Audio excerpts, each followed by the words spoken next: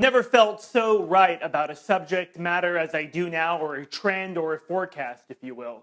Many of you may have seen, and if you haven't, I will actually add it as a video response to this video, my last micro documentary about the real estate market and how it's being pumped up in what is not just a pump and dump like you see with the stock, but a pump and dump of the US housing market. Trillions of dollars that currently is in the pump stage. I want to review that again and talk about first in the context of the big money investors, big money, people that spot these trends and what they do, and how a lot of other investors, whether it's Jim Rogers, whether it's Doug Casey, where they look for these signals and know, okay, this is what's happening. Here's what I'm going to do now.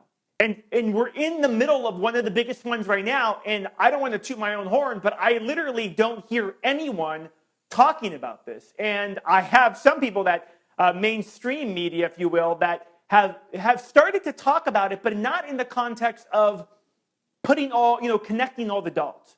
But first, let's talk about the stock market. Stock market, for many investors that understand what happens when the Federal Reserve creates excess liquidity, or in this case, basically monetizes the debt. It would be like you and I going, in the basement and counterfeiting money because we've run out of money to spend. Well, that's what the Fed does. And in doing so, it pumps up and inflates the stock market. That's why you see the Dow now over 15,000, may pass over 16,000.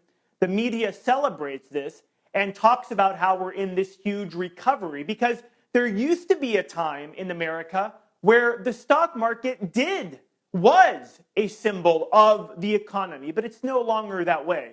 I've talked a lot about how there's only one company still on the Dow Jones from the original 30 companies that were listed. In fact, what happens is companies do bad, they replace them with other ones that do good to keep up the illusion that the economy is in a recovery, or that the economy, for that matter, is growing.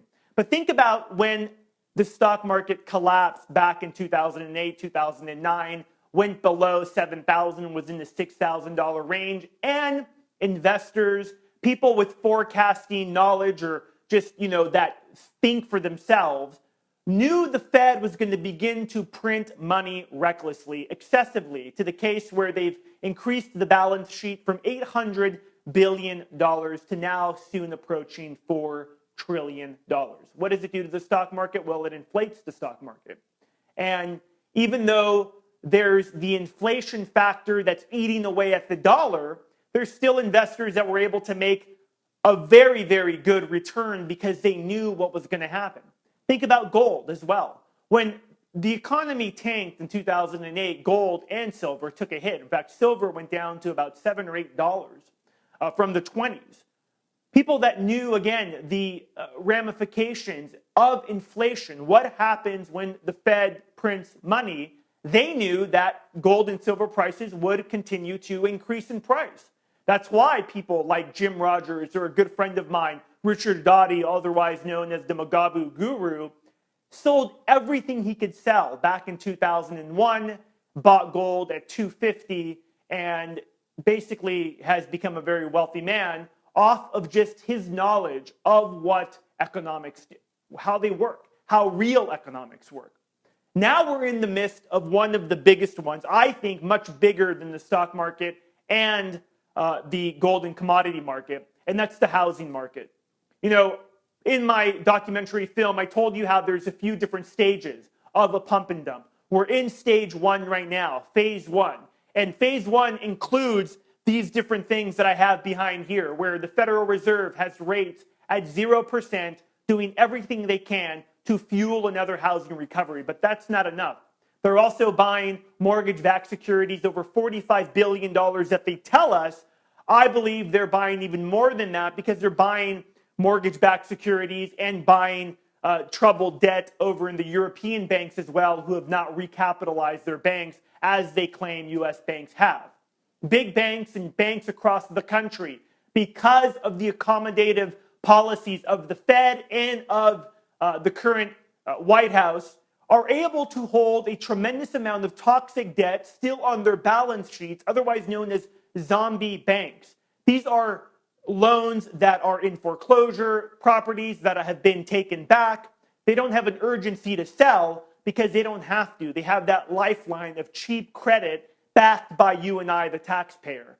Big banks have held inventory off the market, increasing the prices because the demand fueled by investors, big money investors most of the time, billionaire investors, hedge funds, sovereign wealth funds are buying real estate in the billions of dollars. I've given those examples many, many times over and over again, whether it's Carlos Slim, John Paulson, Warren Buffett, the Norway Sovereign Wealth Fund, the biggest in the world. They're all putting their money into real estate. Now, this is because we're at that pump stage that will last from, I believe, 12 to 24 months. I believe it presents an opportunity just like it was to buy gold at 2000 or buy gold back in 2000 or to buy stocks in 2009.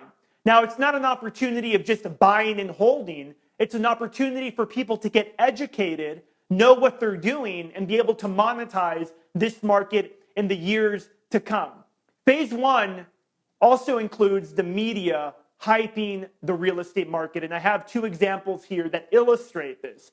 What will happen is, in my opinion, after the midterm election, as all this money begins to buy up real estate like it's been doing and will continue to do, at some point, the federal government will begin to return back to the loans of 2006, 2005, where anyone can qualify for a loan. This will not only allow the big money players to sell all the property they're buying now into this market, it will also allow the banks that have the trillions of dollars in toxic debt to sell these assets at the height of the market. And as we know, Washington only cares about the big banks. But here's two stories. The Washington Post came out with one the other day. Obama administration pushes banks to make home loans to people with weaker credit.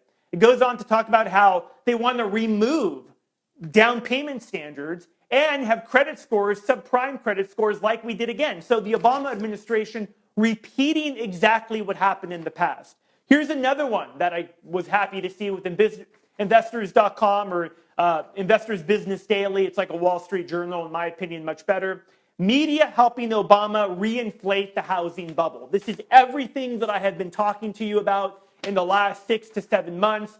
This is what I do for a living. I am on the front lines of it. And again, just to be crystal clear, this is like buying gold in 2000. This is like buying stocks in 2009.